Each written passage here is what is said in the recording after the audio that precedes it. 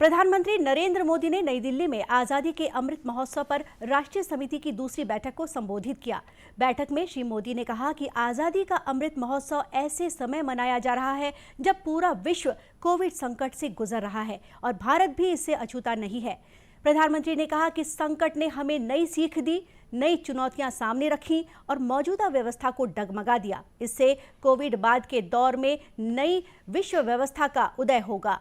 श्री मोदी ने कहा कि 21वीं सदी एशिया की सदी है और इसमें एशिया में भारत के दर्जे को ध्यान में रखना महत्वपूर्ण है। प्रधानमंत्री ने कहा कि यह अवसर वर्ष 2047 में आज़ादी के शतवार्षिकी समारोहों पर ध्यान केंद्रित करने का भी है। श्री मोदी ने कहा कि उस समय व्यवस्था और देश का भविष्य मौजूदा पीढ़ी के हाथों में होगा।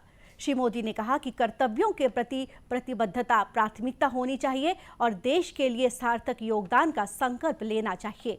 आज़ादी का अमृत महोत्सव युवाओं में यह कर्तव्य बोध जागृत करेगा।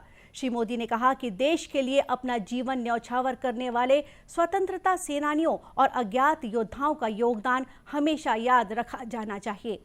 उन्होंने अमृत महोत्सव के आयोजन में जन भागीदारी सुनिश्चित करने की अपील की।